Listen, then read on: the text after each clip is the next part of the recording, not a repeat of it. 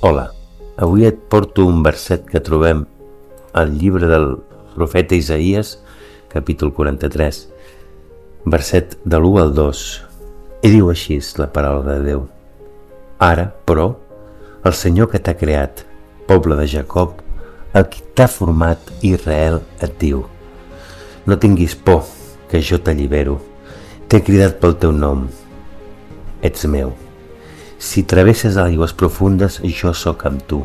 Si et passes rius, el corrent no et cobrirà. Si camines pel foc, no et cremaràs. No et consumiran les flames. Sí, Déu està parlant al seu poble Israel en aquest vell fragment de les Escriptures, però no és aquest mateix Déu que va fer els cels i la terra, qui també ens va formar a nosaltres? Diu i ensenya la paraula de Déu que ens coneixia fins i tot des del ventre de la nostra mare. Salm 139, del 13 al 16. I ens agradi o no, és així. Potser estàs veient aquest vídeo perquè tens dins teu un fort desig de buscar i conèixer Déu. Potser l'estàs veient perquè ja has trobat Déu.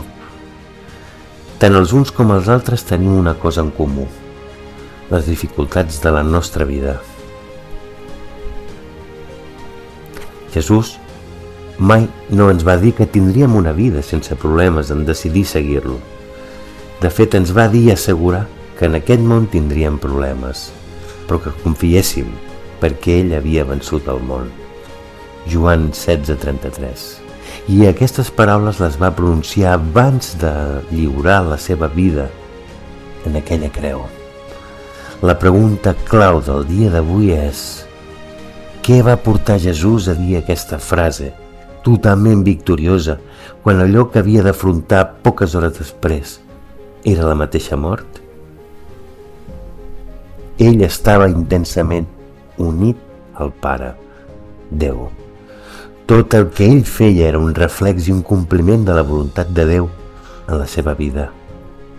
Va ser fidel fins l'últim segon de la seva vida i va lliurar el seu esperit a Déu Pare. Jesús coneixia les promeses de Déu. La seva fe va ser la més gran que ha trepitjat la terra. En ell podem veure la comunió perfecta de la Santa Trinitat, on el centre és i va ser Jesús. Jesús, que estava ple del Sant Esperit de Déu, es comunicava diàriament amb Déu. Aquesta mateixa capacitació, aquesta mateixa fe, aquesta mateixa vida de devoció està disponible avui per tu i per mi. Jo et puc prometre moltes coses i després complir-les o no. Si les compleixo, quedaré molt bé amb tu, però si no, potser et sabrà greu i fins i tot t'enfadaràs amb mi. Déu no parla sabent que pot o no cometre errors. Quan Déu parla, parla amb la veritat. Si Déu ens promet que estarà amb nosaltres en qualsevol circumstància, situació o problema, és perquè realment és així. Ens agradi o no, Déu sempre diu la veritat. El fet de que creguis que existeix o no, no significa que ell deixi de ser Déu i existir. Avui decideixo fer meves les promeses d'un Déu que tot ho sap, vestir-me amb les robes que ell té preparades per mi i caminar per fe en aquesta vida, sabent que el meu camí tindrà totes les dificultats possibles, però que Déu va amb mi i amb nosaltres per sempre. Si Déu és amb nosaltres, qui estarà contra nosaltres?